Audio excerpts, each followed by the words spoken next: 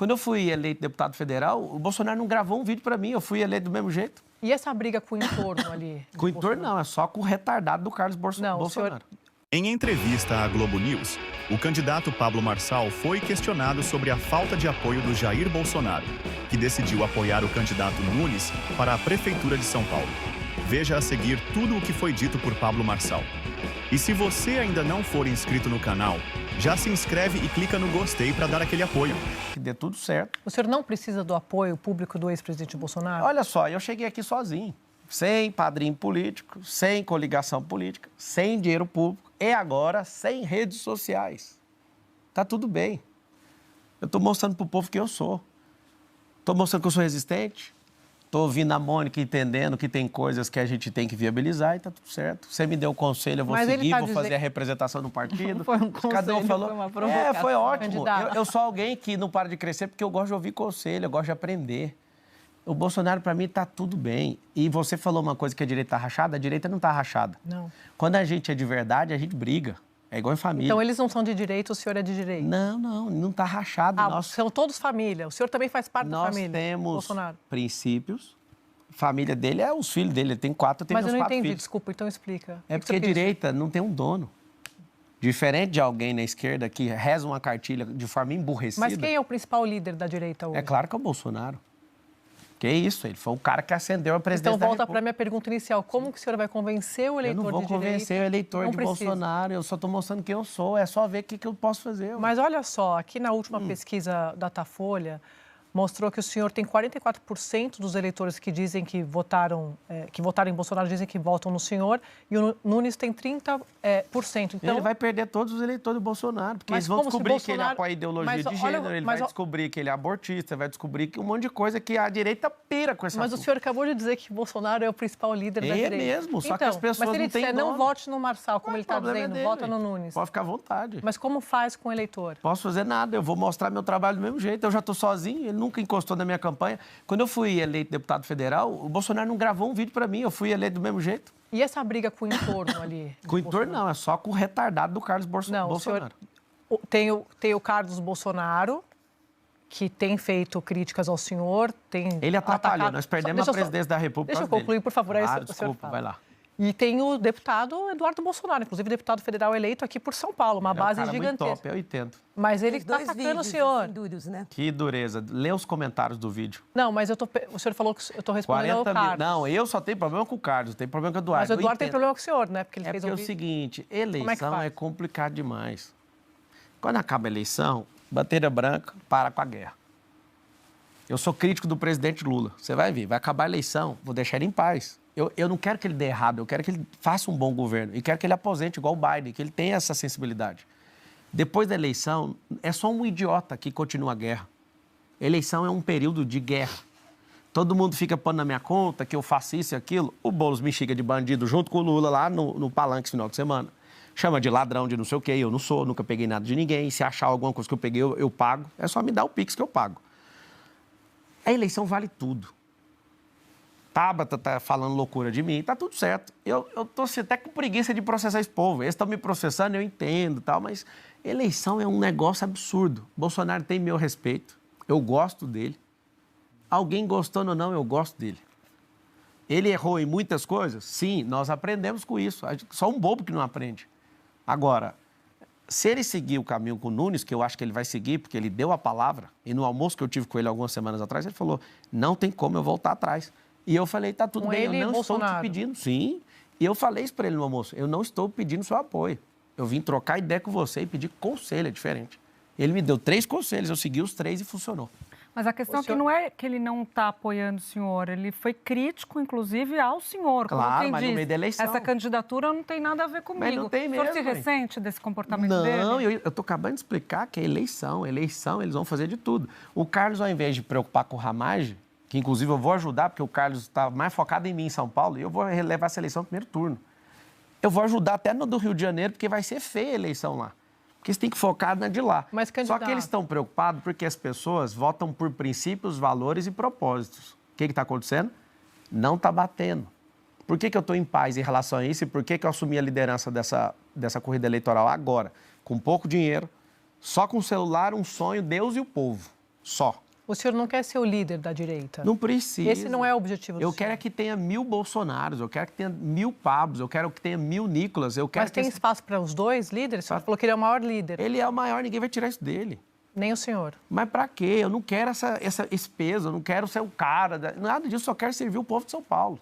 Mas a partir do momento que, contra a indicação dele, o senhor puxa esse eleitor, porque eu acompanhei a Andréia falando muito sobre isso, a gente conversou todo mundo com as fontes.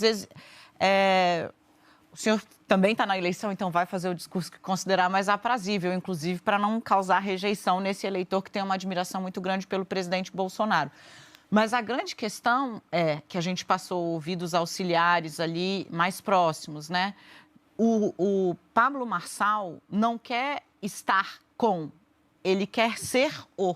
Credo, eu já tenho minha identidade, eu sou o Pablo Marçal. O senhor suplantasse o que é. O senhor considera, por exemplo, que a liderança, de certa forma, dele pagou o preço pela derrota na eleição e pode estar superada? Esse é o temor do entorno. A gente perdeu a eleição por causa do Carlos Bolsonaro. A começo de conversa é essa. Mas o senhor acha que o ex-presidente, o Carlos, faz alguma coisa sem estar avalizado pelo pai? É claro, é ele que responde na rede social. E eu dei aquela resposta porque eu já sabia que era o Carlos. Inclusive, mandei no WhatsApp do presidente. Falei, você que respondeu nunca aquilo ali, né? A gente troca ideia pelo WhatsApp. O que ele respondeu para o senhor? Ele me mandou as justificativas dele depois da censura. Acabou que ele não respondeu esse caso.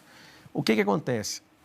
O Carlos é um cara ciumento, todo mundo estiver assistindo, olha lá, vai lá, Jair Bolsonaro, vê se o Jair segue a esposa. Mas o senhor acha que o ex-presidente vai ficar contra o próprio filho? Claro que não, mas eu já poupei demais o Carlos por conta do presidente. Só que no meio da eleição, o cara lá do Rio de Janeiro, que não está vencendo a eleição dele, quer preocupar com a minha, que já está aqui bem encaminhado. Mas ele está preocupado com a eleição do senhor, é isso que a gente está falando, está preocupado com o domínio dessa base que o senhor já viu o senhor falando. Eu não quero tomar nada do Bolsonaro, não. A liberdade não tem dono.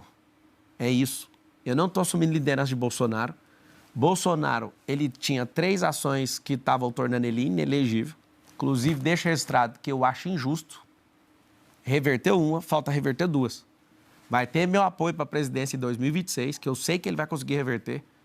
Eu imagino que ele está apoiando o Centrão para conseguir reverter essa inelegibilidade, eu entendo ele.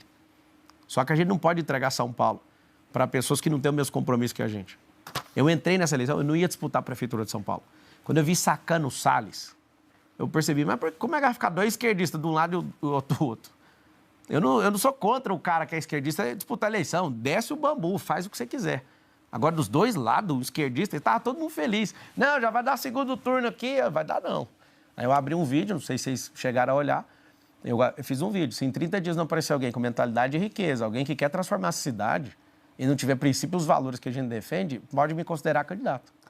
Candidato, eu queria pegar carona numa pergunta da Mônica sobre o quão execuível é ou são propostas suas. O senhor disse, por exemplo, que vai gerar 2 milhões de empregos na periferia. Quem vai gerar são as empresas. Eu vou facilitar a liberação fundiária, vou trazer empresas e vou promover gente.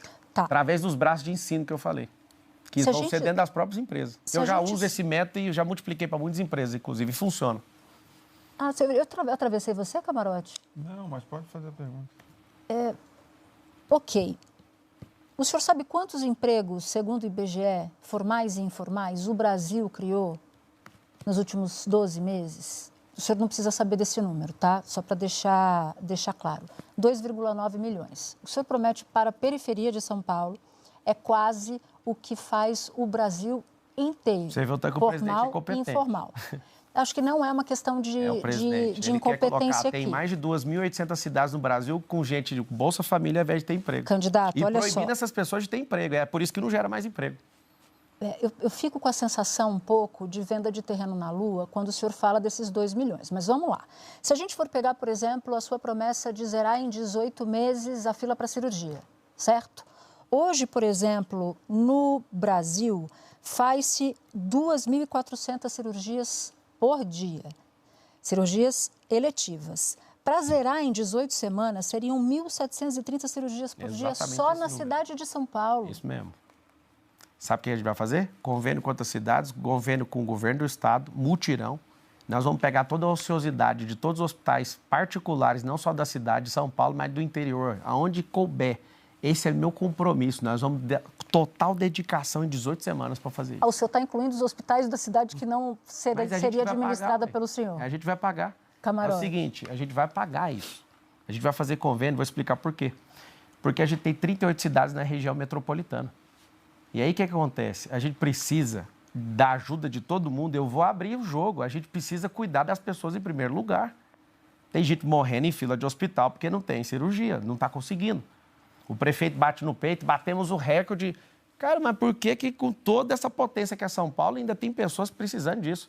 Vou atrás do Conselho de Medicina para liberar a telemedicina, como foi na época da pandemia. Aquilo é um instrumento de inteligência absurdo para a gente fazer isso. 40% das pessoas que fazem exame não tem retorno. Mas cirurgia não dá para fazer por telemedicina. Não, eu estou falando dos exames. 447 mil exames de cá, 192 mil cirurgias do lado de cá. A gente precisa fazer uma situação de guerra.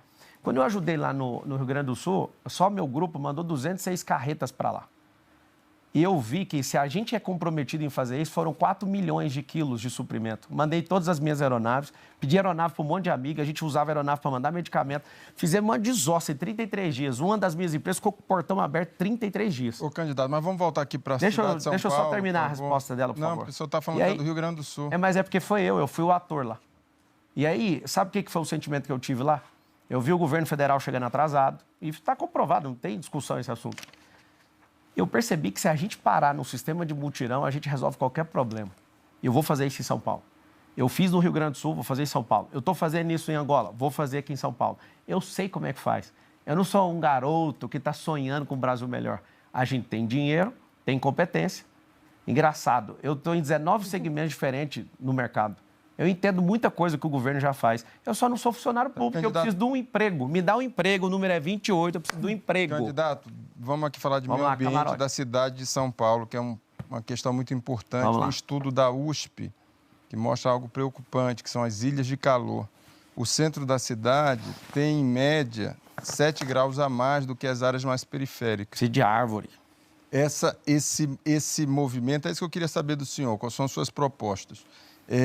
Você tem uma diferença que pode chegar, às vezes, a 16 graus, ou seja, é algo muito preocupante. Eu queria saber o que o senhor vai fazer para minimizar isso. Primeira coisa, a gente precisa de plantar árvore.